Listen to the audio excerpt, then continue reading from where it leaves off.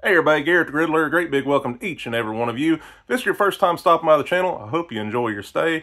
Keep arms and legs inside the tram at all times and have fun, hopefully. If you're a repeat visitor, guess what? Hope you have all the fun as well. Appreciate you coming back, appreciate all the support, and y'all taking a few moments of your time to watch me make a cheesesteak. This right here is a budget-friendly attempt / approach at a traditional cheesesteak. It's got meat, it's got cheese, it's got onions, it's got bread. Let's look at them a little bit more in detail. Alright, so like I said, for ingredients, you get your favorite little sub bun back there. We got 1 pound 80-20 ground beef. This is where we start saving a little bit of money, hit that budget-friendly approach. It's about $4 a pound compared to $15 a pound for ribeye. 1 large onion chopped. We got some American cheese down there. Yes, not the white American cheese, but it tastes the same, so it's got a little coloring added to it. And then my squeezed cheese, my cheese wow back there. Very similar to easy cheese, but about half the price and a very similar flavor. Alright, so we made it to the still-made griddle. This right here is pretty hot right now, about 425 degrees Fahrenheit. Let's see. Whoa. About 425 degrees Fahrenheit. Just trying for some cool transitions. Gives one little last push off. I want it hot. This right here is a good hot temperature cook. It goes pretty quick. So the first thing I'm going to do, you have to kind of see here, I got my little cables, everything going this way, that way. Trying to do what I can with what I got. Work with what I got. I'm gonna go ahead right here, put down a little butter. Then these finely chopped onions. Smelling good already. Got this cable playing a little defense on me. I'm tossing in that butter. Picking up some of the other good griddle cooks we've had on this. Still made. Had it for a little while now. Really enjoy it. This right here is a pretty quick and easy cook. Like I said, this right here, I wanted to do something that is, well, honestly, I'll be honest with you. It was my dinner. I was wanting to have this for dinner. I said, you know what? It's very similar to a chopped cheese, you may be thinking. But I said, why not? In a pinch, this could work. That's what I'm doing. I'm in a pinch. Ow! Alright, anyway, I'm being silly. So, oh my goodness, I just realized I forgot my hamburger. I'll be right back. Make sure I'm still filming. And we're back! Okay, I got the ground beef. This right here is just 80-20. It's not really oiled down that much. Doesn't need to be. There's enough fat in here. It's going to release. I like to put it down like that, let it get a crust started. You see I'm starting to get some golden brown color forming on the onions. I like my onions on a cheesesteak to not be raw, but to have a little snap to them. Find that more enjoyable, more pleasurable on the palate, so to speak. Let them go here. Clean them off. And I'm not going to sit here and make you watch. I can't make you watch anyway. If you're watching it, you're wanting to. And I appreciate it. But we'll go ahead and give this a couple minutes to start searing on that side. I'll keep tinning my onions, and we will come back and check and see what we got. Double thumbs up. Yeah. Yeah. Let's see what we got. Ah, beautiful. Yes, that's what I'm wanting. This right here, I like to do this when I do the chopped cheese too. You know, sometimes with chopped cheese, you'll take the hamburger patties and just chop, chop, chop, chop. I like to let it get that little crust on both sides before I start the chopping process. It goes pretty quick once you do that. And I just think it gives a little bit more flavor, getting them little crusty bits in it. Now we'll check our onions, see what we got going on there. Yeah, they're starting to get around to where I want them to. This right here is optional. I'll put just a dash of soy. Kind of brings the color out, a little bit of flavor, don't want to burn it. But these are honestly about right where I want them. If I'm being honest, that's why I said honestly. Like I said, I like them to have a little bit of a little, we'll call them an al dente onion, firm but yielding. I like it to have that little snap, and it's going to keep cooking because we're going to mix it in our meat. So with that being said, this right here, if you're not familiar with the type of griddle I'm cooking on, it's a still-made griddle, and it's on my stovetop in the kitchen. So the heat works on the burners. You got different directions. There's one burner, there's one burner, there's one burner, there's one burner. So I kind of got a little bit of a cooler area right in here, and you can kind of see where the seasoning is not as deep on that. So I'm gonna go ahead and just push, scoop, whatever, to get these off the hottest part of the heat. That way they don't burn on me. I got them almost right where I want them right now. Get some of that beef fat in there, why not? Push that over there. Be careful not to burn my new shirt. If you noticed, new tie-dye! Shout out to my wife. This was one of my Christmas presents. I love it. I'm all about anything tie-dye, especially when it's got Garrett the Griddler branding on it. Why not? If I can't rep myself, who can I rep? While I'm doing this, I'm going to go ahead and start toasting my bread. See how that shows up on there? I just cut the Italian loaf. I'm not going to butter it up. I'm just going to let it get them onion juices kind of and start toasting it. I press it down. This right here will go great, I think. That way it don't become a soggy mess whenever I put all the cheese and the grease from the meat and the onions and whatnot. But I'm just kind of, you know, caressing it here unnecessarily. I'm just going to get a nice little golden color to it, just a little bit of a firmness to where it can absorb some of that grease and not have that bad of a day. Let's see what we got next. Tell you what, we'll give this about another minute or so to kind of sear up on this side. We'll give it a check, and then we'll see how it looks from there. We'll chop it up and we'll bring this cook on home. Ironically, because I'm bringing it on home, but I'm cooking in my home. A little weird. I don't know. We'll roll with it. Alright, let's give this a check. Push under it here. Yes. Release. We'll just give it a turn to see how it kind of looks.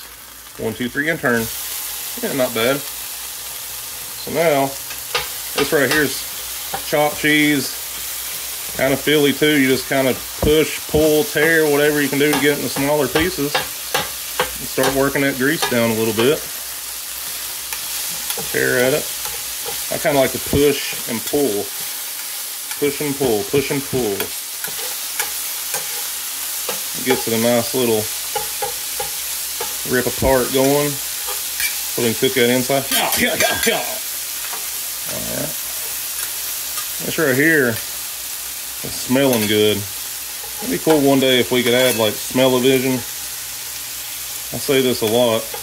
You could smell these YouTube cooks you're watching and stuff. It'd be pretty cool. Oh, get over here. I'll keep chopping. This will cook pretty fast. Like I said, you got a high temperature cook here, so be careful. Make sure you don't lose control of it. I'm gonna go ahead, speaking of losing control, make sure these onions aren't cooking.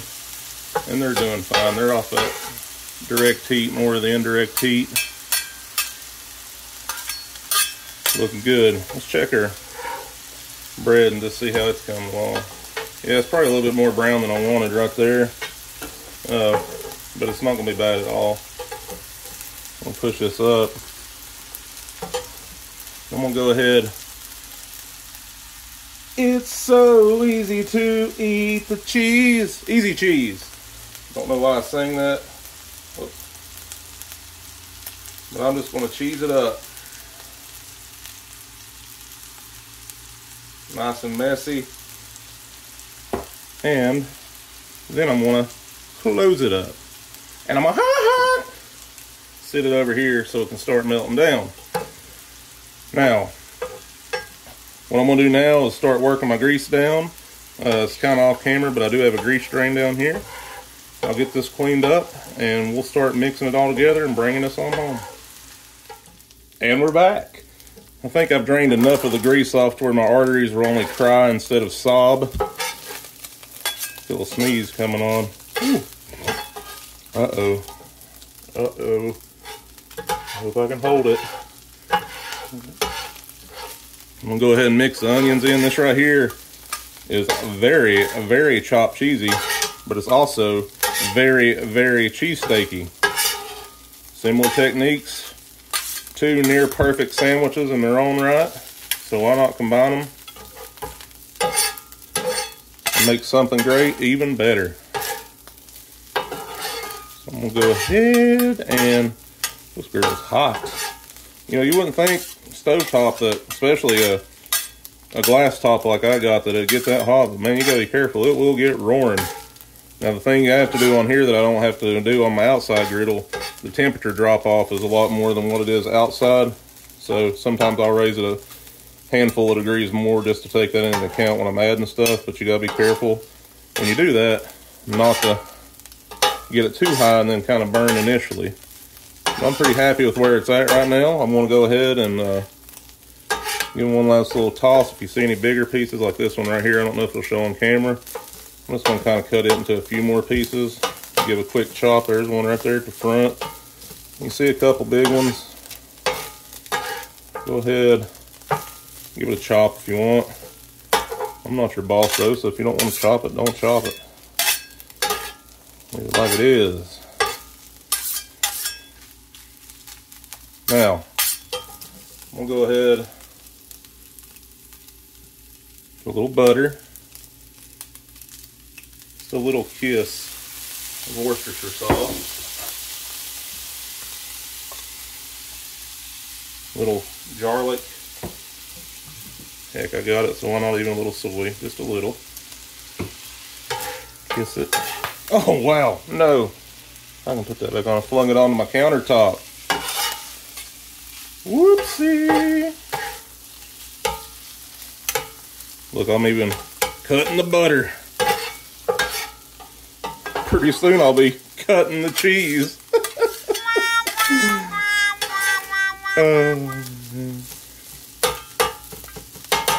Don't want to burn the garlic, but I do want to bring it alive. Bring it to life, get a little bit of that jar flavor off of it. If you got fresh garlic, by all means, have at it. It's almost exactly where I'm wanting it. You know what? I just realized I was able to hold my sneeze off. That's pretty cool. 1 cheese, 2 cheese, 3 cheese, 4, 5 cheese,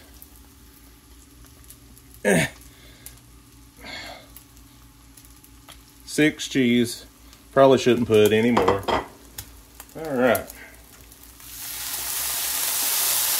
Get some steam going here. We'll let that melt down. While that's doing its thing, let's check and see if my strategies work for my, yeah, a little bit. Let's see. Look, well, I don't know what I'm going for there, but yeah, there's more. Just press it, and it kind of looks whizzy. That's what I'm wanting. I love this stuff. I really do. It's like $2.60 or something a thing, not much. And it's got a very similar taste to Cheese Whiz, but it's a lot cheaper. I love all fake cheese. I just really do. Fake cheese is one of my guilty pleasures. And I just love all cheese. If I had it, I'd throw a little provolone on here because I don't give a dag blame. Check her. Oh yeah, it's starting to melt. You know what? That's melted enough. Let's go ahead and start chopping it in. Let that heat.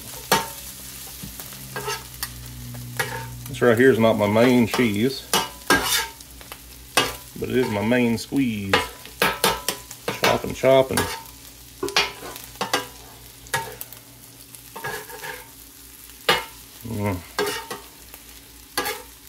This right here might essentially be a chopped cheese, but it could also essentially be a cheesesteak too. So I think the cheap steak, a little bit more on a budget, works pretty good for this. And obviously I'm being a little chubbo as I usually am. And I am going to go ahead and come in with the, probably going to burn the pea out of myself. Hopefully not. I'm just going to, oh yeah, slide that on there. And you can get 2 healthy cheesesteaks or one of them big loaves like I did. I think this is a pretty easy, quick go-to dinner. You can cut them in half.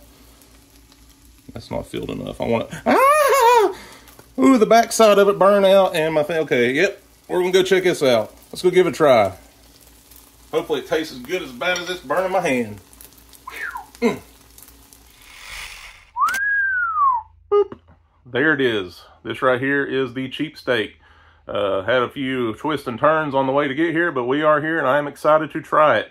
Hoping these burns are worth it. The cheese got me pretty good. Smells good. You can smell that fake cheese and it's just, oh, so delightful. I'm pleased with how it turned out. Let's see if we can get, you had a blowout there. You can see the backside got compromised there. And we had a cheese blowout. Kind of saw that coming, as it usually does happen. But it looks like it's not getting too soggy in the top here. Got a nice little pillow to it. So, let's give it a try, see what we think. Was it all for naught? Or, oh, I don't want to. Ooh, it's heavy. 1, 2. Let's go. I'm going to get the cheesiest bite right there in the corner. Big bite.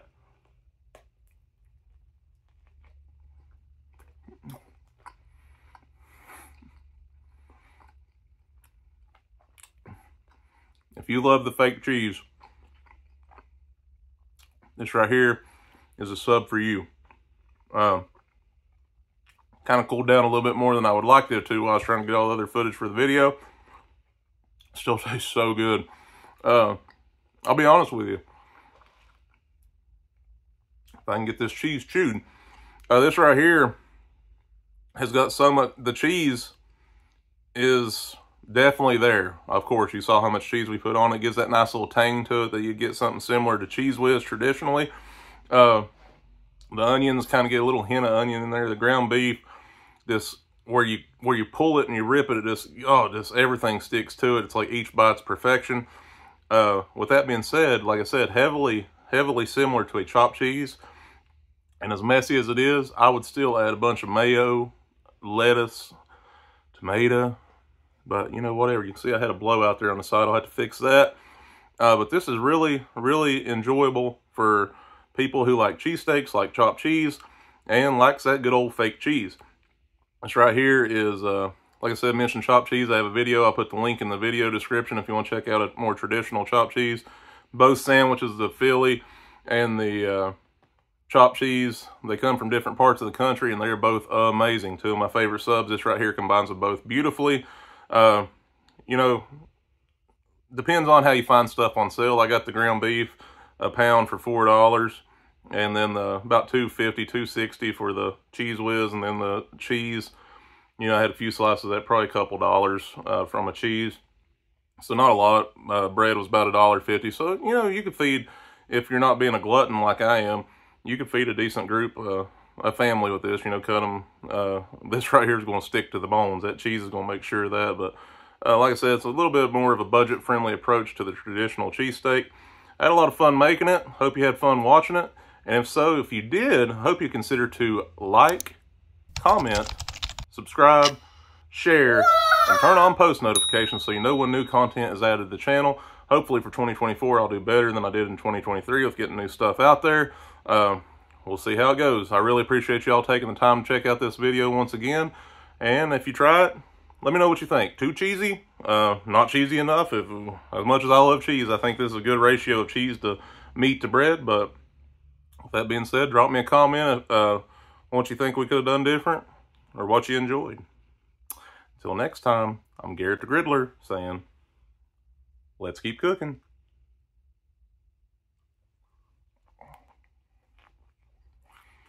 Oh, yeah.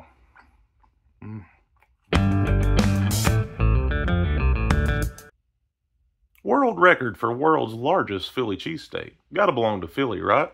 Nope, apparently not. In my studies, I came across that in 1998, the Philadelphia Eagles made a football field size Philly cheesesteak. Not in width, but in length, although either way would be amazing. Let's be serious here. In 2023, the Main Street Grill in Lewiston, Idaho, made one that was 722.8 feet long. And then they cut it in like 6-inch little servings and sold them for like $10 each for charity. But yeah, so apparently Idaho, I would thought they'd have like the tater records, but apparently they got the cheesesteak record for right now. And I think I could eat it. Did you catch him? His name's Spat, and he's one cool cat. If you did stumble across old Spat while watching the video and you stuck with it through the end, drop the little monocle emoji there to show off them detective super sleuth skills. Yeah.